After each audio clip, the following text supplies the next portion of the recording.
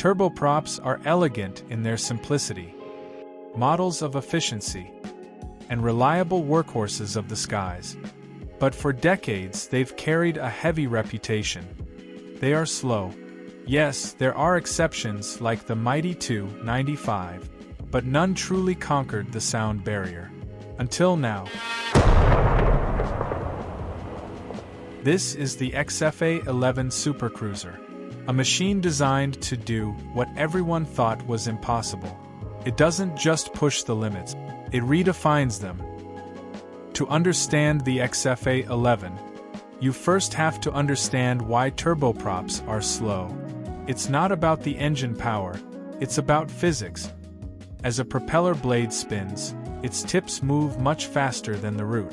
When the aircraft approaches the speed of sound, the tips of a standard propeller are already supersonic. This creates massive drag, turbulence, and structural stress. This propeller barrier was thought to be unbreakable. Jet engines, with their afterburners, were the only path to supersonic speed. But they are inefficient at cruise, guzzling fuel like there's no tomorrow. So, how did I do it? This wasn't a lucky build. I spent long hours researching the complex physics of supersonic flight. My focus was entirely on mastering area rule, minimizing wave drag, and applying the principles of a Sears-Haack body to the fuselage. I gave maximum effort to minimize drag on every single surface of this airframe. After countless trials and a deep dive into supersonic aerodynamics, I finally managed to create a design where the wings, the fuselage, and the propellers work in total harmony. I didn't just build an airplane, I solved a physics puzzle.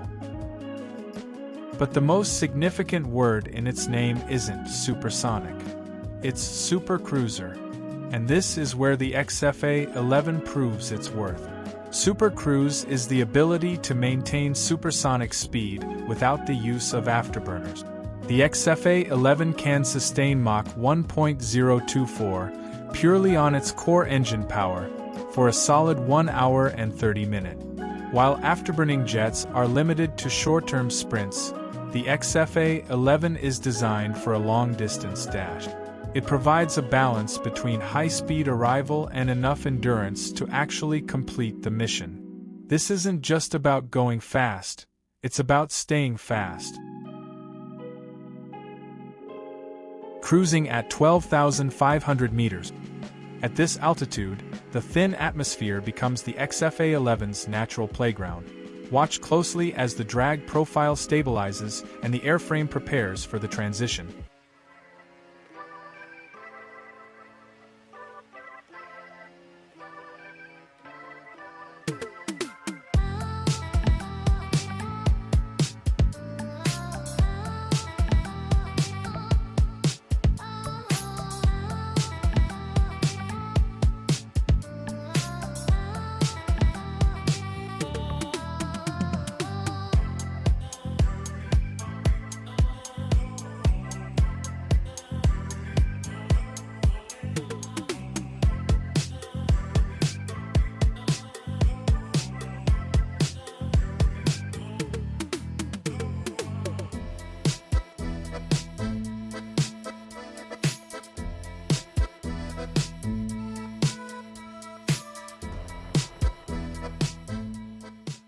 If you've watched this far, thank you.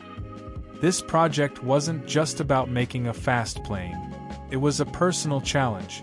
After seeing even creators like Messier82 struggle with the concept of a supersonic turboprop, I asked myself a simple question.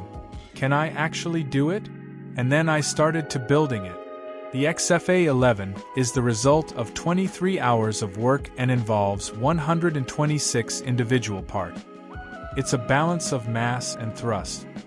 With a dry weight of 11 tons and carrying 5.5 tons of fuel, this 16.5-ton aircraft had to be built just right to stay stable. If you look closely at the fuselage from above, you'll notice the area rule shaping, similar to the F-106, to help it slide through the air at high speed.